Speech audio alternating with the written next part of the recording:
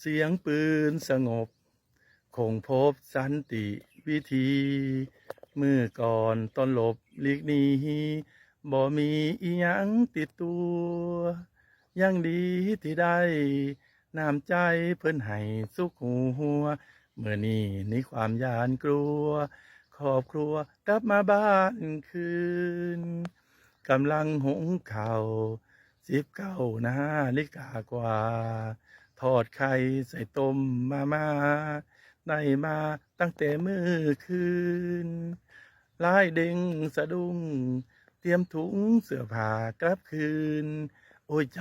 บ่ได้อยากฟื้นแต่ย่านปืนถล่มเข้ามา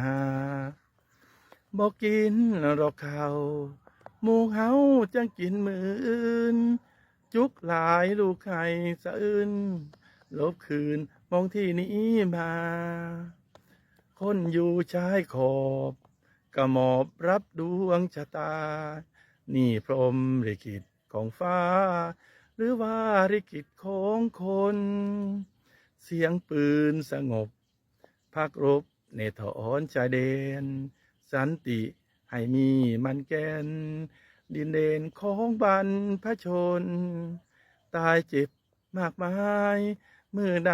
น้อจังสิพ้นวิถีชีวิตคนจนกะแขวนอยู่บนสิ้นได้ชายแดน